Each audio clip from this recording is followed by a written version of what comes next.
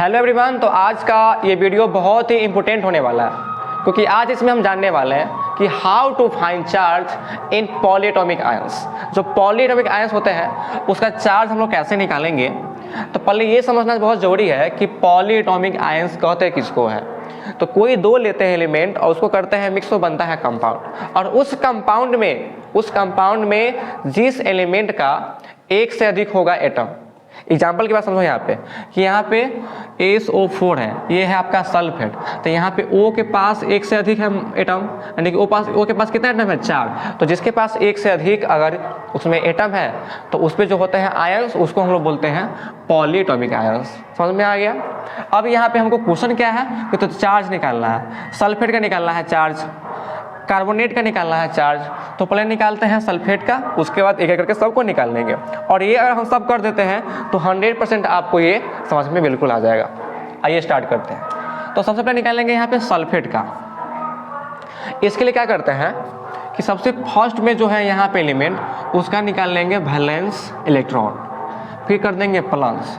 फिर यहाँ पे सेकेंड वाला जो है यहाँ पे एलिमेंट, उसका निकाल लेंगे नंबर ऑफ एटम, यानी कि उसमें नंबर ऑफ क्या है, एटम जो है कितने हैं।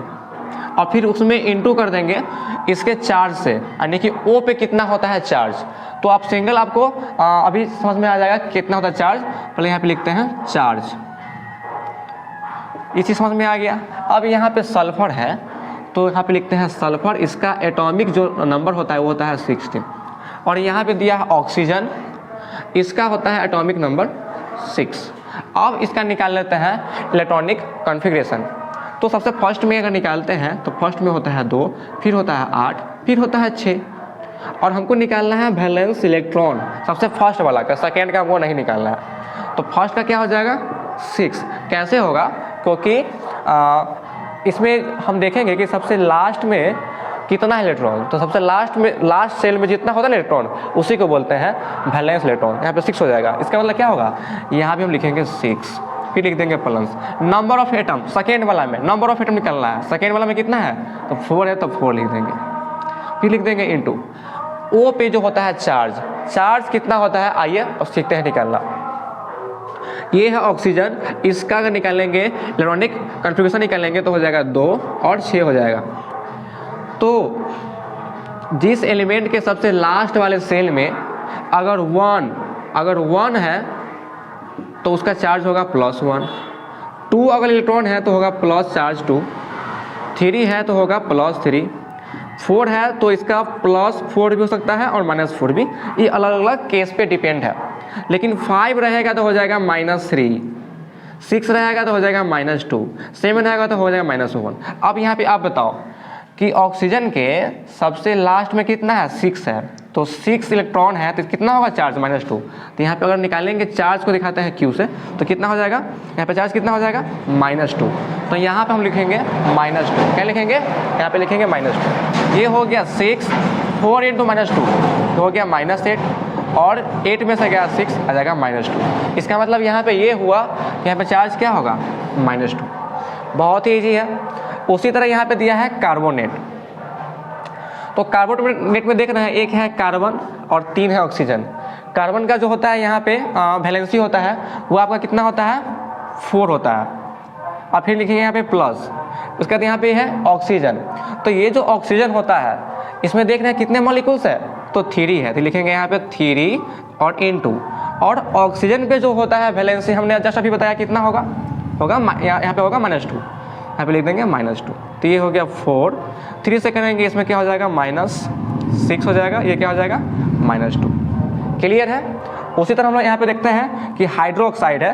तो सबसे पहले क्या करेंगे, हाइड्रोक्साइड लिखा हुआ है तो यहाँ पे हाइड्रोक्साइड है ना, तो सबसे पहले क्या करेंगे, H है यहाँ पे।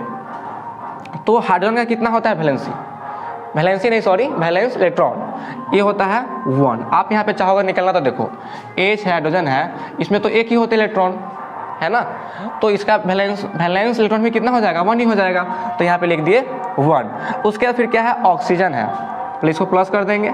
ऑक्सीजन के पास यहाँ पे कितने एटम है, तो कुछ नहीं तो क्या होता है 1 होता है, यहाँ पे लिखेंगे 1। और ये जो ऑक्सीजन है इसका कितना होता है वैलेंसी, तो हमने जस्ट निकाला था, वैलेंसी नहीं सॉरी चार्ज कितना होता है, तो -2। यहाँ पे लिखेंगे इनटू -2, ये हो गया 1, और यहाँ पे 1 से करेंगे -2 में यहाँ पे आ जाएगा -2, ये क्या आ गया -1।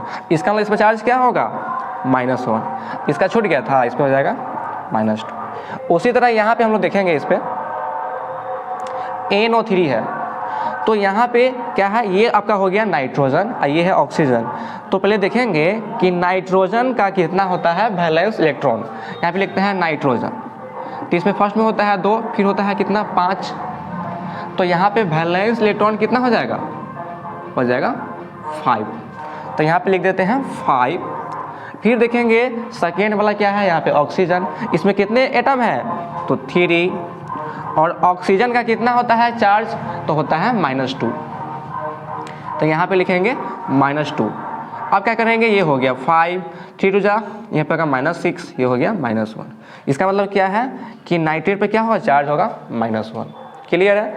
सबसे लास्ट में हम आते हैं बाइकार्बोनेट दिया हुआ है, यहाँ पे HCO3 दिया है बाइकार्बोनेट। तो पहले क्या करेंगे, हाइड्रोजन का और ये कार्बन है, इसका लिख लेंगे वैलेंसी, हाइड्रोजन का और कार्बन का।